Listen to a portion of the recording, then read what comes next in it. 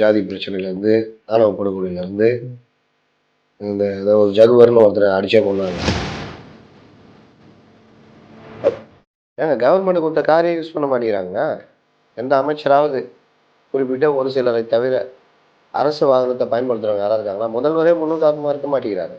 அவர் ஒரு டிஃபெண்டர் காரை வச்சுக்கிட்டு போயிட்டு வந்துட்டு இருக்காரு.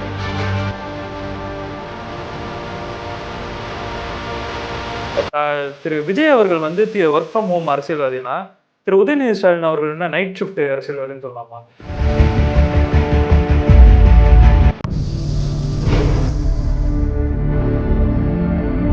வணக்கம் சார். வணக்கம்.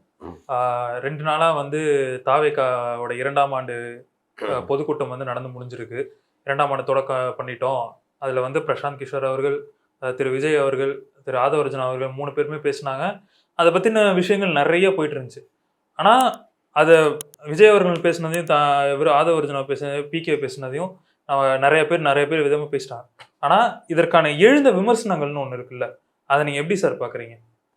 பொதுவாக ஒரு அரசியல் கட்சி அதோடைய மாநாடோ இல்லை பொதுக்கூட்டமோ இல்லை இது மாதிரி ஆண்டு விழாவோ என்ன செய்தியை மக்களுக்கு சொல்கிறாங்க அப்படின்றது ஃபஸ்ட்டு. வந்த கேடர்ஸுக்கு என்ன சொல்லி அனுப்புகிறாங்க அது ரெண்டாவது. அந்த கேடர் தான் கீழே போய் வேலை செய்ய போகிறான். அப்போ அவனை நீங்கள் என்ன தயார்படுத்தி அனுப்புகிறீங்க, அவங்களுக்கு நீங்கள் என்ன மெசேஜ் கொடுக்குறீங்க, என்ன அவங்கள டீச் பண்ணுறீங்க, என்ன அவங்கள உருவாக்குறீங்க, இதற்கே அந்த கூட்டத்தை எப்படி பயன்படுத்துகிறீங்க, இது ஒரு பார்ட்டு. இன்னொரு பார்ட்டு, இன்றைய அரசியல் நிலைமையில் கட்சியுடைய நிலைப்பாடு என்ன, ஒவ்வொரு இஷ்யூவும் இருக்கும், அதை எடுத்து விவரித்து பேசுறது, நேரடியாக அந்த கட்சிகளை விமர்சனம் செய்வது, மத்திய மாநில அரசுகளை விமர்சனம் செய்வது, மக்களுடைய பிரச்சனைகளை எடுத்து பேசுறது. அரசு ஊழியர் பிரச்சனை, ஜாக்டோ ஜியோ, மருத்துவர்கள், அந்த போக்குவரத்து கழக தொழிலாளிகள் பிரச்சனை, சாம்சங் பிரச்சனை, எவ்வளோ பிரச்சனை இருக்குது. அப்போ இந்த மாதிரி விஷயங்களை ஒரு அரசியல் கட்சி தலைவர் தொட்டு பேசுகிறாரு, அவர் பேசினாலும் அந்த பிரச்சனை பற்றிக்கும் அப்படின்ற பொசிஷனில் இருக்கிறவர்னா அந்த இதுக்கு ஒரு வேல்யூ இருக்குது. அப்போ அவர் அதெல்லாம் தொட்டு பேசணும். அப்போ அதை கேட்கும்பொழுது அந்த தொண்டனும் அதில் பூஸ்ட் ஆகி எதாவது பண்ணணும்னு போவோம். இது எதுவுமே இல்லாமல் ஒரு ஆண்டு விழா கூட்டம் நடக்குதுன்னா அதை நம்ம எப்படி பார்க்குறது? ஏமாற்றம் தான் பார்க்கணும். ஏன்னா அந்த கூட்டம் ஒரு உள்ளரங்க கூட்டமாக வழக்கமான சொல்லாடல், மன்னராட்சி, அது இதுன்னு அந்த வகையான இதோட அவர் முடிச்சுட்டு போயிட்டார். ஆதவர்ஜுனா கொஞ்சம் பேசினார். அவர் பேச்சிலையும் ஒரு உற்சாகம் இல்லை, ஒரு ஆக்ரோஷம் இல்லை. பிரசாந்த் கிஷோர் தான் கொஞ்சம் அந்த கட்சியினருக்கு கொஞ்சம் பூஸ்ட் பண்ணுற மாதிரி பேசினார்.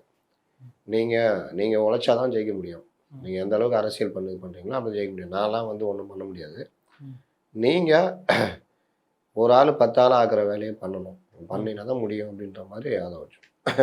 அப்போ திமுகவோ மற்றவங்களுக்கோ அவங்க பார்வையிலேருந்து பார்க்கும்போது ஆகா ஒன்றும் இல்லை, ஒரு 2500 பேரை கூப்பிட்டு உட்கார வச்சு ஒரு 2 நிமிஷம் நம்மளை திட்டிட்டு, என்ன திட்டணுமோ அதெல்லாம் விட்டுட்டு வழக்கமாக திட்டத்தை திட்டிட்டு எந்த பிரச்சனையுமே கையில் எடுக்காமல் சாப்பாடை போட்டு அனுப்பிச்சி வச்சிட்டாங்கப்பா, நிம்மதிப்பா அப்படின்ற அளவுக்கு இந்த கூட்டம் பார்க்கப்படுகிறது. இதில் வந்து மெயினாக எல்லாருமே நிறைய விமர்சனங்கள் வந்துச்சு. நான் ஒன்று ஒன்றா ஃபஸ்ட்டு வந்து சிபிஎம் தோழர் சண்முகம் அவர் வந்து உங்களுக்கு என்ன தெரியும், இங்கே இருக்கிற தமிழ்நாடோட அரசியலை பற்றி நீங்கள் எதையுமே பேசலை அப்படின்ற மாதிரியான விமர்சனங்களை நிறைய எடுத்து வச்சிருக்காரு. அவரோட விமர்சனத்தை நீங்கள் எப்படி பார்க்குறீங்க? அவர் என்ன எடுத்து வச்சுக்கிறாராம் தமிழ்நாட்டில் இருக்கிற விஷயத்தில்? அவர் என்ன பண்ணுறாராம்? ஜாதி பிரச்சனையிலேருந்து, ஆணவ படுகொலையிலேருந்து, இந்த ஏதோ ஒரு ஜகுவர்னு ஒருத்தரை அடிச்சே கொண்டாங்க, இந்த கனிமாவில் அதிமுகவோட, அதில் இவர் என்ன பேசினாரா? இவர் இல்லை தமிழ்நாட்டில் அன்றாடம் இருக்கிற பிரச்சனைகளில் சிபிஎம் என்ன பேசுது, புரியுதா? முக்கியமாக இது என்னன்னா, பண்ணையார் கட்சின்னு வந்து திமுகவை சொல்றாரு, அதை சொல்றதுக்கு விஜய் அவர்களுக்கு எந்த அருகதையும் இல்லை அப்படின்றது. எவ்வளோ கோபம் வருது பார்த்தீங்களா? பண்ணை அடிமை அப்படின்னு சொல்லலாம். பண்ணையார் கட்சின்னு சொல்கிறாருன்னா பண்ணையார்த்தனம் இருக்குது, பண்ணையார்கள் முன்ன கட்சியில் இருந்தாங்க, இப்போ கட்சியில் இருக்கவங்க பண்ணையாரில் இருக்காங்க. அந்த விமர்சனத்தில் என்ன தப்பு இருக்குது? எல்லாம் ஏழைகளாக இருக்காங்க, அந்த காலம் மாதிரி ட்ரம்மில் பசகாய்ச்சி வட்ட செயலாளரை போஸ்ட் ஓட்டுற நிலைமையில இருக்கிறாங்க. ஏங்க கவர்மெண்ட் கொடுத்த காரையும் யூஸ் பண்ண மாட்டேங்கிறாங்க. எந்த அமைச்சராவது குறிப்பிட்ட ஒரு சிலரை தவிர அரசு வாகனத்தை பயன்படுத்துகிறவங்க யாராக இருக்காங்களா? முதல்வரே முன்னுதாரணமாக இருக்க மாட்டேங்கிறாரு. அவர் ஒரு டிஃபெண்டர் காரை வச்சுக்கிட்டு போயிட்டு வந்துட்டு இருக்காரு. அப்போது நீங்கள் கார்லேயே சொகுசு காரு அப்போலாம் ஒருத்தர் அட்மிட் ஆனார்ல நேற்று. ம். நீங்கள் நான் அட்மிட் ஆக முடியுமா? தமிழக மருத்துவத்துறையில் வேறு லெவலில் இருக்குது எங்களுடைய மருத்துவமனைகள் அப்படின்றாங்க. ஆனால் அவங்க அட்மிட் ஆகுறது எங்கே அட்மிட் ஆகுறாங்க? தனியார் தனியார் மருத்துவமனைகளில், மருத்துவமனை. அதுலேயும் நம்பர் 1 மருத்துவமனைகளில் அட்மிட் ஆகுறாங்க. அப்போ இது என்ன தனம்? பண்ணி அதாவது வசதியை சொல்கிறேன். அந்த எலைட்னஸ்ன்றது திமுக இருக்குது கட்சியினரிடையே என்ன இருக்கு. சொல்லிட்டு எங்க ஒரு கூட்டம்னா கூட அதுக்கு செலவழிக்கிறது, ம். ஒவ்வொரு விஷயத்துலையும் அவங்க பண்ணுறதெல்லாம் பார்த்தீங்கன்னா அவங்க ஒரு எளிய கட்சியாக நீங்கள் திமுகவை பார்க்கவே முடியாது. ம். அப்போது அவர் சரி அவர் திமுக தானே விமர்சனம் பண்ணார். அதுக்கு ராசா வேறு யாராவது நம்ம இவர் இருக்காரு அறிவாலயம் ஏட்டையார். அவரே வந்து நீங்கள் ஏதாவது விமர்சனம் பண்ணாருன்னா ஏற்றுக்கலாம், நியாயம் அதில் இருக்குது. சண்முகத்துக்கு திமுக சொன்னால் ஏன் கோபம் வருதுன்றேன். பரவாயில்லையே கரெக்டாக தானே சொல்லிக்கிறான்ட்டு போகணும். நீங்கள் இல்லைன்னா அமைதியாவது இருந்திருக்கலாம். அமைதியாக இருக்கலாம். இன்ஃபேக்ட் வந்து கம்யூனிஸ்ட் தோழர்களை தாண்டி நான் எந்த கட்சியுமே வந்து அவ்வளோ இதுன்னு சொல்ல மாட்டேன். ஏன்னா அவ்வளவு மக்களுக்காக நிஜமான நிற்கக்கூடிய விசுவாசம். கட்சி. நிஜமான விசுவாசத்தில் அந்த அளவு இருக்காங்க. இவரோட முத்தரசா இருக்கார். அவர் நீ இப்படி சொல்லிட்டியா நான் எப்படி சொல்கிறேன் பாருன்ட்டு அவ்வளோ டெரராக இருப்பார் அவர். ம். டெரர்னா அப்படிப்பட்ட டெரர் அவர். ம். சவுக்கடி போராட்டம் பற்றி கேட்குறாங்க. இவர் துள்ளிக்கிட்டு திட்டுறாரு அண்ணாமலையார். என்ன சவுக்கடி இதென்ன அவராவது ஏதாவது சவுக்கடி ஏதாவது நடத்துகிறாரு. நீ அண்ணா யூனிவர்சிட்டி மேட்டரில் என்ன பண்ணீங்க நீங்கள்? உங்களுக்கு அந்த தொகுதியில் நிற்கிறதுக்கு தானே அவங்களோட உடன்பாடு. ம். தேர்தல் முடிஞ்சவொன்னே நீங்கள் வேறு கட்சி தானே, அவங்க கட்சிக்கு ஏதாவது பட்டா போட்டு கொடுத்துறீங்களா? இல்லை, மக்கள் பிரச்சனைக்காக தானே அரசியல் கட்சி நடத்துறீங்க. ஆதரவு கொடுப்போம் அவ்வளோதான். ஆதரவு கொடுக்குறீங்க. அந்த கவர்மெண்ட்டு வந்துடுச்சு, அந்த கவர்மெண்ட் ரன் ஆகுது. நீங்கள் மக்கள் பிரச்சனைக்கு தானே இருக்கீங்க. ம். அவங்களுடைய ரெப்ரஸன்டேட்டிவ் தானே. மற்றவங்க சொல்கிறத விட நீங்கள் கூட்டணியில் இருக்கிறதுனால கொஞ்சம் ஜாஸ்தி கொண்டு போகலாம்ல. ம். அப்போ நீங்கள் தானே அந்த விஷயத்தை கையில் எடுத்து எல்லாத்தையும் பேசணும். சரி நீங்கள் பேசுகிறீங்க, இன்னொருத்தர் கூட இருக்க யாரோ ஒருத்தர் பேசுகிறாரு, விஜய் புதுசாக கட்சி ஆரம்பிச்சு அவர் பேசுகிறாரு, பேசிட்டு போட்டுமே. உங்களுக்கு ஏன் கோபம் வருதுன்றேன். கோவப்பட வேண்டியவர் அவங்கள கோவப்படணும். திமுக இருக்கும் மார்க்சிஸ்ட் கம்யூனிஸ்ட் கட்சி அவர் ஏதாவது திட்டியிருந்தாருன்னா அதுக்கு நீங்கள் பதில் சொன்னீங்கன்னா ஒரு நியாயம் இருக்குது. தெரியுதா இவங்க அரசியல் இவங்க ஏன் காணாமல் போகிறாங்க? சண்முகம் வரும்போது வீரமாக தான் வந்தார். அதுக்கப்புறம் பிரகாஷ் காரட்டை வந்து பார்த்துட்டு போனார். ம். ராஜ்யசபா ஏதாவது கேட்டிருப்பாங்க, அடுத்த வர டைமில் தரேன்னு சொல்லியிருப்பாங்க. ராஜ்யசபாலாம் கொடுக்குறேன்ருக்குறாங்க, சீட்டுக்கிட்டலாம் கொடுப்பாங்க. தேவையில்லாத வேலைலாம் பண்ணிகிட்டு இருக்காதீங்க. உங்களுக்கு முன்னாடி ஒருத்தர் இருந்தார், எப்படி இருந்தார்? சொல்றதெல்லாம் செஞ்சுட்டு இல்லை. அது மாதிரி இருக்கணும். அதை விட்டுட்டு இந்த நெஞ்சை நிமித்துறது இந்த வேலைலாம் பண்ணிட்டீங்கன்னா தோழரை புரட்சி செய்ய தகுந்த இடமில்லை இது அப்படின்னு அவர் சொல்லிட்டு போயிருக்காரு. அதிகாரத்தை கைப்பற்றுவது தான் நம்மளோட இது அதான் அதிகாரத்தை எப்படி கைப்பற்றணும் அப்படின்றதான் நம்ம நோக்கம். ம். அதனால் தோழரை நம்ம எதுவும் பண்ண முடியாது, நீங்கள் ரொம்ப நெஞ்செல்லாம் நிமித்தாதீங்கன்ட்டு போயிருப்பாங்க. இப்போ அவர் என்ன பண்ணிட்டாரு, அதுக்கேற்ற மாதிரி சரி அதை ரைட்டு நீங்கள் கூட்டணி கட்சிக்கு தட்டணும் அப்படின்னு. ஆனால் அதையும் தாண்டி அவரை நீ எப்படி பேசலாம் அப்படின்னு கேட்குற அளவுக்கு உங்களுக்கு கோபம் வருதுன்னா என்ன நியாயம் அது? பொதுவாக மார்க்சிஸ்டுகள் புதிதாக ஒரு கட்சி வருதுன்னா அது எப்படி மாற்றத்தை கொண்டு வரப்போகுது, அதை ஏதாவது பண்ணி இருக்கிற கட்சிகளை உடைக்கலாமா? ஏன்னா அப்போ தான் அரசியல் மாற்றம் வரும். ஜனநாயகத்தை மாற்றம் வந்துக்கிட்டே இருக்கணும். அதுக்கு மார்க்சிஸ்ட் கட்சி ட்ரை பண்ணும். உயிர் போடு. இவங்க ரிவர்ஸில் யோசிக்கிறாங்க இப்போ இருக்கிற தலைவர்கள்லாம். அதனால் நம்ம அதை பற்றி ஒன்றும் சொல்கிறதுக்கு இல்லை. அண்ட் இரண்டாவதாக 2 தலைவர்கள் வந்து பேசியிருக்காங்க. அதில் முக்கியமாக பார்க்குறது வந்து ஃபர்ஸ்ட் நம்ம பேசுகிறது வந்து திரு திராவிடர் கழகத்தை சேர்ந்த கி வீரமணி அவர்கள், ஆசிரியர் கி வீரமணி அவர்கள். அவர் என்ன சொல்கிறாருன்னா, ஒர்க் ஃப்ரம் ஹோம் பொலிட்டீஷியன்லாம் வந்து இப்போ திமுகவை பற்றி பேசக்கூடாது அப்படின்னு சொல்கிறாரு. சார் நான் உங்களை ஒன்று கேட்குறேன், நீங்கள் சொல்லுங்கள். எங்கேயாவது திராவிடர் கழகம் பொதுமக்கள் பிரச்சனைக்காக போராடி பார்த்துருக்கீங்களா? இல்லை சார். அப்போ அதுக்கு பேர் என்ன? பொதுமக்களுக்காக போராடி இருக்காங்கன்னா ஒரு திமுக ஆட்சிக்கு வரதுக்கு முன்னாடி அதிமுக நிறைய விஷயங்களை முன்னெடுத்திருக்காங்க. என்ன? அதிமுக கால ஆட்சியில் அந்த இது ஸ்டெர்லைட் போராட்டம், அந்த முன்னெடுப்புன்றது தாண்டி அங்கே போய் நின்று களத்தில் நின்றுருக்காங்க. அந்தந்த ஊரில் இருக்கிற தோழர்களே போய் நின்றுருக்காங்க. அண்டு நிறைய இந்த கார்போஹைட்ரேட் ஒரு அரசியல் கட்சியாக அவங்க முதல்ல அரசியல் கட்சி கிடையாது. ஆமாம், அவங்க வேலை பெரியார் விஷயத்தை பரப்புவது. ஆமாம், பெரியார் கொள்கைகளை பரப்புவது. ஆனால் பெரியாரே 73 ஆரம்பிச்சிட்டாரு திமுகவுக்கு ஆதரிப்பதுன்னு. அவர் போய் சேர்ந்த உடனே இவங்க முற்றிலும் போய் விழுந்துட்டாங்க. நடுவில் மட்டும் 2 வருஷம் 3 வருஷமாக ஜெயலலிதா கிட்ட இருந்தாங்க. மறுபடியும் இந்த சைடு வந்து விழுந்தவங்க தான். அது இன்னொரு திமுக தான் அது. அவங்க வந்து என்ன பண்ணுவாங்கன்னா கரெக்டாக கலைஞர் பார்ப்பார், எலெக்ஷன் டைமில் தொத்தி விட்ருவார். எலெக்ஷன் டைமில் இவங்க இருந்தாங்கன்னா யாரையாவது வம்பு இழுத்து இருக்கிற ஓட்டை ஏதாவது கெடுத்து விட்ருவாங்கன்ட்டு அந்த டைமில் மட்டும் நிறுத்தி விட்ருவார். அது முடிஞ்சோடனே இவங்களை கூட்டு வந்துடுவார். ஏன்னா இங்கே இந்த இடதுசாரி கொள்கைகள், பெரியாருக்கான கொள்கைகள், திராவிட அரசியல் இந்த மாதிரி சொல்லி ஓட்டு வாங்குறதுக்கு இவங்க பயன்படுவாங்க. இவங்களும் அதை வச்சுக்கிட்டு பண்ணுவாங்க. இப்போ இந்த கோரிக்கை வந்ததில்ல, பெரியார் நூல்களை நாட்டுடைமை, பாரதியார் நூலை நாட்டுடைமை ஆக்கிட்டாங்க. இன்னும் பலருடைய நூலை நாட்டுடைமை ஆகிறாங்க. கலைஞரோட நூலே நாட்டுடைமை ஆகிடுச்சு. ஏன் பெரியார் ஆக மாட்டேங்கிறாங்க? அதில் கூட நீ தான் யோக்கியம் தானே, உன்ட்ட இல்லாத சொத்தா? இப்போ இருக்கிற சொத்தை வச்சுக்கிட்டு எதுவுமே பண்ணாமல் இருந்தாலே 8 தலைமுறைக்கு இருக்கும் அந்த சொத்து. நாட்டு உடைமை ஆக்குனா எல்லாரும் படிக்கிற மாதிரி எளிமையாகும்ல, எல்லாரும் பிரசுரிப்பான். எளிய கம்மி விலையில் போடலாம் புக்கை. 10 ரூபாய்க்கு போடுவாங்க சார். பெரியாருடைய புத்தகங்கள், பெரியாருடைய கருத்துக்கள் வாஸ்ட்டாக பரவும். ஏன் பண்ண மாட்டேங்கிறீங்க? ஏன்னா இதுலேயும் வருமானம் வரணும். வருமானம். இன்னொன்று, வீரமணிக்கு பிறகு அங்கே யார் இருக்கா தலைமை பதவிக்கு? அவரோட பையன் தான் இருக்கு. புரியுதா? இல்லை, எனக்கு என்ன ஒரே ஒரு விஷயம் புரியல சார். இது பண்ணையார் கட்சின்னு சொன்னதுக்கு திகாவில் இது பண்ணுறாங்க. இது திமுக தானே திரு கலைஞர் அவர்களோட நாணய வெளியீட்டு விழாவுக்கு பிஜேபியை கொண்டு வந்து பேச. அப்பெல்லாம் பேசப்பட்டோம். அப்போ ஏன் பேசலை? அது பேசப்பட்டாங்க. முதலாளிங்க கோச்சிக்குவோம். அப்போல்லாம் நெஞ்சுக்குள்ளேயே அடிச்சுக்கிட்டு மௌனமாக இருந்துருவான். இப்போ நான் மேட்ருக்கு வரேன், எங்கேயாவது போராட்டம் நிறுத்தி பார்த்துருக்கீங்களா? இல்லை சார். அப்போ அதுக்கு பேர் ஒர்க் ஃப்ரம் ஹோம் தானே. ஒர்க் ஃப்ரம் ஆஃபீஸ்னு வச்சுக்கலாமா? ஒர்க் ஃப்ரம் பெரியார் திடல் இல்லைன்னா நான் எனக்கு இன்னொரு அதிகபட்சமாக என்ன பண்ணுவாங்கன்னா, இருக்கிற காசுக்கு அங்கங்கே பொதுக்கூட்டம் போட்டு மத்திய அரசு திட்டுறது, மொழி காப்போம், அதை பண்ணுவோம், இதை பண்ணுவோம், பெரிய கொள்கையில பரப்போம். அப்புறம் வந்து வாழ்க்கையை வாழ்வோம். புதுசாக இப்போ வந்திருக்காங்கல்ல, வாழ்க்கையை வாழ்வோம், பெண்ணிய சிமிழுக்குள் அடைபடுவதல்ல பெண்ணியம், நாம் வந்து பரந்த வாழ்க்கை, பரந்த உலக ரொம்பலாம் போவானா வாழ்வோம் அப்படின்னு அது ஓடிக்கிட்டு இருக்குது. இன்னொன்று என்ன எதுக்கு பயன்படுவாங்க? கவர்னர் என்னைக்காவது இதோ இன்றைக்கி ஒரு கண்டென்ட் கொடுத்துக்கிறாரு, ஏதோ ஒன்று சொல்லியிருக்காரு. இன்றைக்கி புதிய கல்விக் கொள்கை இல்லாதனால இளைஞர்கள் இது பண்ணுறாங்க. இப்போ நாளைக்கு அவங்க எல்லாருக்கும் உயிர் வந்துடும். முத்தரசன் டம்முன்னு வெளியே வந்துடுவார், நம்ம சண்முகம் வந்துடுவார், இவர் வந்து வீரமணிலாம் வந்துடுவார். நான் முற்றுகை இட்டுருக்கைன்னு கிளம்பிடுவாங்க. வைகோ வாழை உருவிடுவாப்புல, அந்த போர் வாழுக்குத அப்பப்போ உருவார். இவங்க எல்லாம் நாளைக்கு சைதாப்பேட்டில் வந்து கதிரிப்போம். இதுதான். இதை தாண்டி நீங்கள் விலையேற்றம், மின்சார கட்டணம், தனியார் மயமாகிறது, இவ்வளோ வேலை வாய்ப்பு சொன்னீங்களே, சரி ஜெயலலிதா சமூக நீதி காத்த வீராங்கனை, அவங்க காலத்தில் லேப்டாப் கொடுத்தாங்களே, அதையாவது கொடுங்கய்யா. கல்வி கடன் ரத்துன்னு சொன்னீங்களே, அதையாவது எதுவும் கிடையாது. அப்போ அதையாவது ஏதாவது செய்கிறதுக்கு ஒரு சின்ன பையன் 1000 கோடி ரூபா பிஸ்னஸை விட்டுட்டு நான் வந்து செய்கிறேன், செய்கிற முறையில் தப்பு ரைட்டு இருக்குது. அதே விமர்சனம் பண்ணுறதுக்கு பத்திரிகையாளர்களுக்கும் அரசியல் விமர்சகர்களுக்கும் மட்டும்தான் உரிமை இருக்குது. நீ இன்னொரு கம்பெனி வச்சுக்கிற, அவன் கம்பெனியில் அவன் என்ன பண்ண நீ ஏன் சொல்கிற? உன் கம்பெனியை இம்ப்ரூவ் பண்ணுற எதுவுமே பாரு.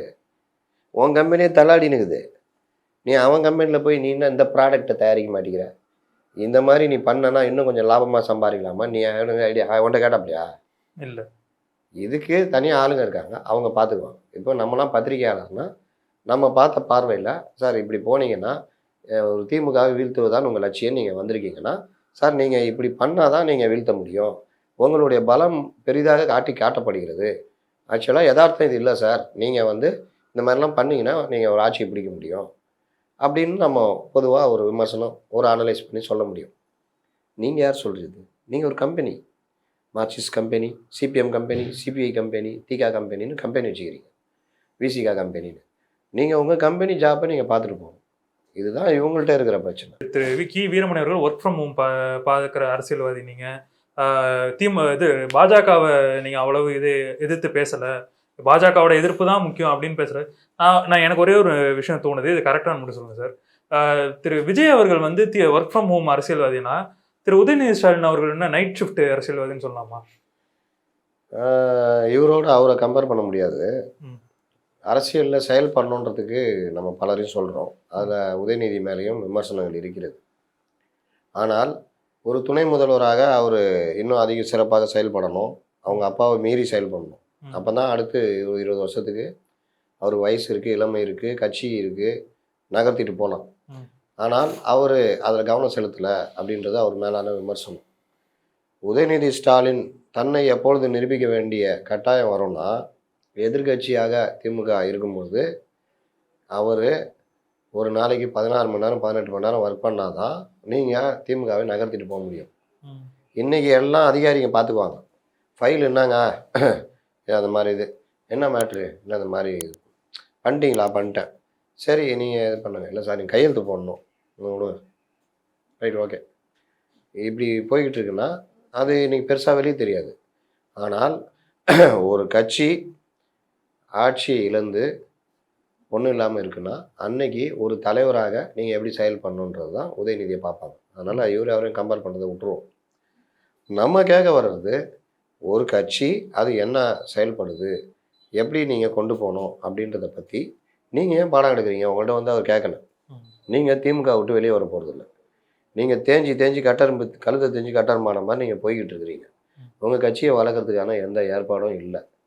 ரெண்டாவது, ஒரு கட்சி எதிர்கட்சியாக செயல்பட்டால் தான் கட்சி வளருன்ற அடிப்படை கூட தெரிஞ்சே வேண்டுமென்றே ஆளுங்கட்சிக்கு ஆதரவாளராகவே நீங்கள் போய்கிட்டு இருக்கிறீங்க. அப்போ இவ்வளோ மைனஸை வச்சுக்கிட்டு நீங்கள் போய் அடுத்தவங்களுக்கு ஏன் புத்தி சொல்கிறீங்க? உங்கள்கிட்ட யாரும் கேட்கலையே. அதனால் இது வந்து இன்னொன்று பாஜகவை எதிர்க்காதது வந்து அவருடைய இஷ்டம். அதற்குரிய பலனை அவர் அனுபவிக்க போகிறார். பாஜகவை எதிர்க்கலைன்னு உங்கள்கிட்ட யார் சொன்னார்? அவர் தான் சித்தாந்த எதிரின்றாரு, பாசிசன்னு சொல்கிறாரு. அந்த பாசிசன் சொன்ன ராஜ்நாத் சிங்கை கூப்பிட்டு கூட்டம் நடத்தினப்போ நீங்கள் கம்முன்னு உட்காந்து தானே இருந்தீங்க.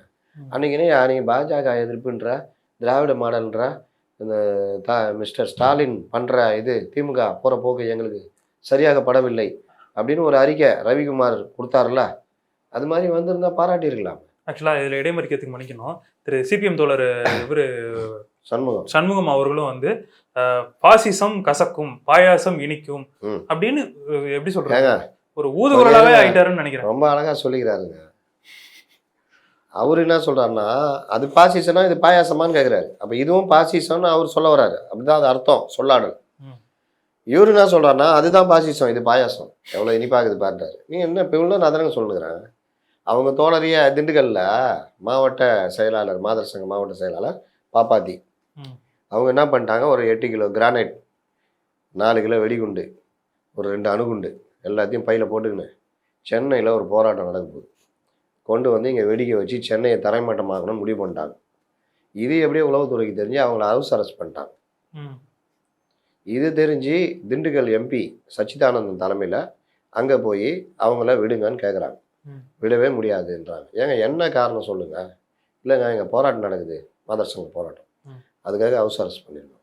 இந்த நடைமுறைலாம் இதுக்கு முன்னாடி தமிழ்நாடு பார்த்ததே இல்லை. எச் ராஜா அவ்வளோ பெருசாக பண்ணார். 1000 பேர் கூட்டத்தில் 10,000 கணக்கான கூட்டத்தில் போயிட்டு என்னென்ன பேச்சு பேசினார். கிட்டத்தட்ட மதக்கலவரம் அவ்வளோ டென்ஷனாக இருந்துச்சு. அவர் ஹவுஸ் அரெஸ்ட் பண்ண வேண்டியதானே? அவரை தான் பண்ணோம். நான் எப்படி பார்த்தா இவங்க என்ன பண்ண போகிறாங்க? ஏங்க உங்களுக்கு ஆதரவாக மத்திய அரசு எது தான் பண்ணுவாங்க, உங்களை எதிர்த்துலாம் பேசவே மாட்டாங்க, பாயாசம்னு சொல்லிக்கிட்டு இருக்கிறாங்க. அவங்கள போய் ஹவுஸ் அரெஸ்ட் பண்ணுறீங்களே, தெரியுதா இவங்க இது? அப்போ கூட இந்த தோழர்களுக்கு சூடு சொரணம் வரமாட்டேங்குது.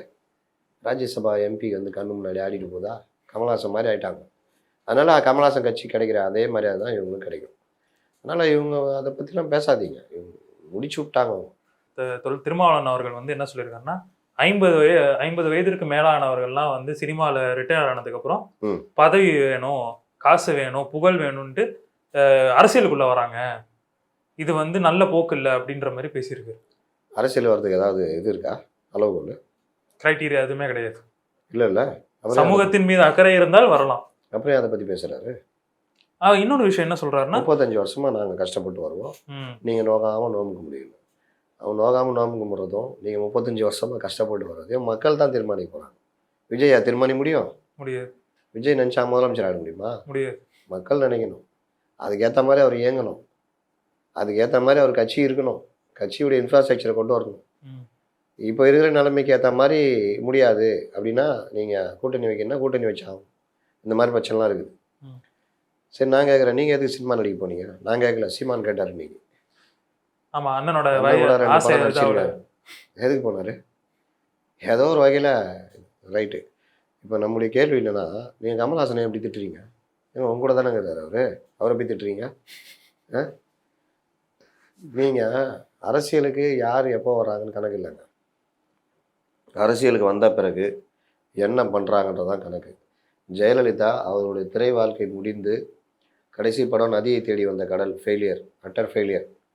அதற்கு பிறகு பில்லா படத்தில் நடிகர் கூட கேட்டாங்க, முடியாதுன்ட்டாங்க. சினிமா இது எம்ஜிஆர்கிட்ட பண்டூரி ராமச்சந்திரன்லாம் பேசி அதிமுகவில் இணையிறாங்க. ம். அப்போவே அவங்களுக்கு 58ல் 48ல் பிறந்தாங்க. ம். இந்த சைடு ஒரு 52, 48னா 88, 78, 30, 35 வயசில், 34, 33 வயசில் அரசியலில் வராங்க. ம். தன்னை தயார்படுத்திக்கிறாங்க. 84லலாம் அவங்கள முற்றிலும் ஓரங்கட்டுற வேலைலாம் நடக்குது. அதை மீறி பிரச்சாரம் பண்ணி அவங்க பிரச்சாரத்து மூலிமா தான் அந்த ஆட்சியே கிட்டத்தட்ட மறுபடியும் வருது. அப்படிப்பட்ட ஜெயலலிதா வந்து ஆட்சியை நல்ல இது கொடுத்தாங்களா இல்லையா? உங்களை 12, 13 வருஷம் உட்கார வச்சாங்களா இல்லையா? ம். இது திருமாவளவனை ஆளாக்கி விட்டாங்களா இல்லையா? அன்றைக்கி ஒரு நடிகை தானே அப்படின்னு பேசலையே. எம்ஜிஆர், விஜயகாந்த் யார்? ID engineer. இவரை மாதிரி தானே ரிட்டையர் ஆகி தானே வந்தார் இவர் சொல்கிற மாதிரி. அப்போ அவரை முதல்வரைக்கே தீர்வனில் கூப்பிட்டு சுற்றினீங்க ஒரு ஊரா மக்கள் நல கூட்டணியில். அதனால் இவர் திருமாவளவன் என்ன ஆயிடுச்சுன்னா, சில பேர் பேசாமல் இருக்கிறது நல்லது. பேசினால் பேசி மதிப்பை குறைத்துக் கொள்கிறார். பேசாமல் இருந்தால் கூட நீங்கள் திமுகவோட கூட்டணியில் இருக்கீங்க, சங்கடம் இருக்குது, பிரச்சனை இருக்குன்னா அதை அப்படியே போயிடணும். அதை நான் பேசி இன்னும் கொஞ்சம் பெருசாகிறேன் அப்படின்னா அந்த மரியாதை ஒவ்வொரு ஆதவ அர்ஜுனா விஷயத்துலேயும் கொஞ்சம் அவருடைய மரியாதை போச்சு.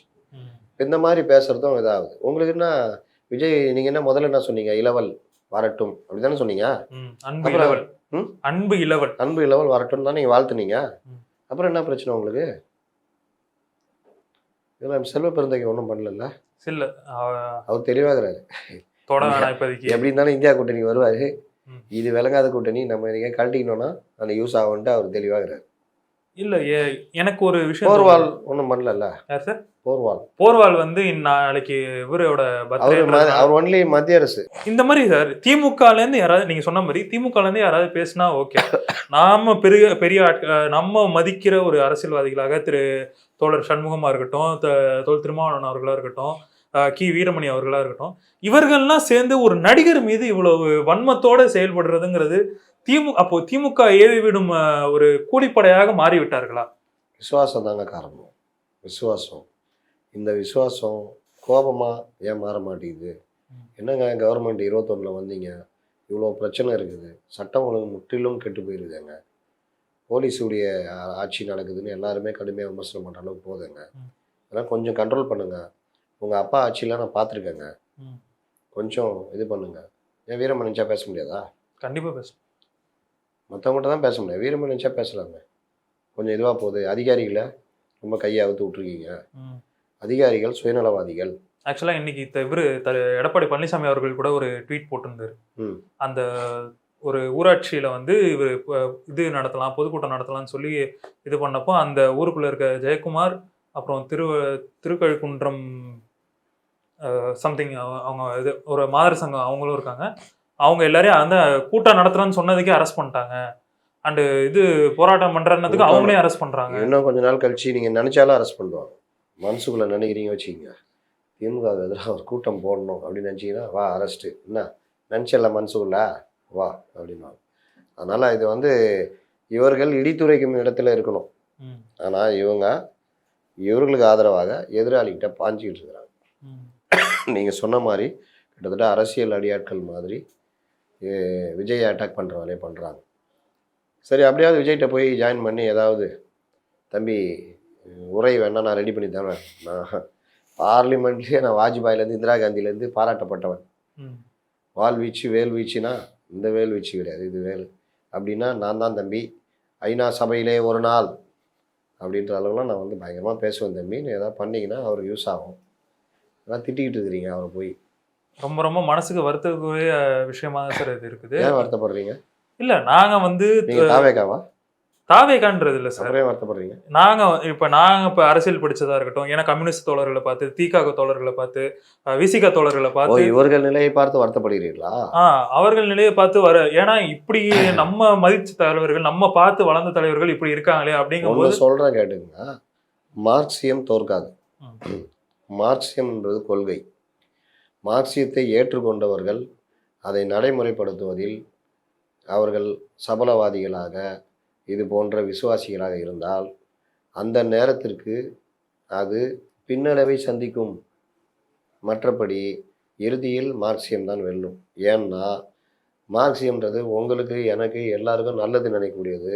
அறிவியல் சிந்தனை, அறிவியல் பூர்வமான ஒன்று. சயின்டிஃபிக் டெம்பர் இன்க்ரீஸ் பண்ணக்கூடிய இயலாதவர்களுக்கு செய்யக்கூடிய அவர்களுடைய இதை செய்யக்கூடிய ஒரு ஒன்று. ம். அதனால் அது தோற்காது. இவங்க லகடபாண்டிகள் அவங்க காலத்தில் எதாவது பண்ணுவாங்க. அவங்களெல்லாம் ஒன்றும் பண்ண முடியாது. அதனால தான் அந்த இந்தியாவில் பின்னாடி போயிருக்கு. ஒரு காலம் வரும், ஒரு நல்ல தலைமை வரலாம், இல்லை ஒரு பேர் எழுச்சி வரலாம், அன்னைக்கு வேறு மாதிரி மாறலாம். அதனால் மார்க்சியம் என்பது இந்தியாவில் அது ஒரு முக்கியமான கொள்கையாக இருக்கிறது. எப்படி வலதுசாரி கொள்கை இருக்குது, எப்படி ஒரு வெளிச்சம் இருக்கும், ஒரு இருட்டு இருக்கும், ஒரு கருப்புனா ஒரு வெள்ளை இருக்கும், ஒரு பகல்னா ஒரு இரவு இருக்கும், ஒரு வலதுசாரினா ஒரு இடதுசாரி சிந்தனை இருக்கும். நடுவில் ஃபேபியன் சோஷலிஸ்ட்டுகள்னு இருப்பாங்க. ம். அவங்க யாருன்னா மார்க்சிய கொள்கையை விட, இடதுசாரி கருத்துக்களை விட, நல்ல கொள்கைகளை விட அவர்கள் ஓங்கி நின்று பேசுவார்கள். ம். அப்போ தற்காலிக வெற்றி அவர்களுக்கு கிடைக்கும். கொஞ்ச நாளில் அவங்க சுயரூபம் வெளிப்பட்டுரும். மக்கள் என்ன பண்ணுவாங்க, என்னடா இவ்வளோ போய் சொல்லிட்டு வந்தான், இவன் ஆதரிச்சால் அது இப்படி ஆயிட்டானே. வைகோ மாதிரி எடுத்துக்கலாமா? நாளைக்கு கெஜ்ரிவால் மாதிரி வச்சுக்கலாம். ம். நாளைக்கு மார்க்சிஸ்டுகள், ஒரிஜினலான மார்க்சிஸ்டுகள் சொல்கிறேன், இவங்க இல்லை, போய் ஐயா நாங்கள் இந்த மாதிரிலாம் பண்ணுவோம், நான் போயா ஒன்றை மாதிரி தான் கெஜ்ரிவால் சொன்னான், ம். அப்புறம் பார்த்தா மதுபான ஊழல் அது இதுன்னு, உங்கள் யோகி இதெல்லாம் தெரியாதா அப்படின்னு. அப்போது இந்த ஃபேபியன் சோஷலிஸ்ட்டுகளும் ஒரு வகையில் முதலாளித்துவ கட்சிகளுக்கு உதவி செய்கிறார்கள் அப்படின்றது தான் யதார்த்தம். ரொம்ப ரொம்ப நன்றி சார், உங்களோட கருத்துக்களோட பயன்படுத்தி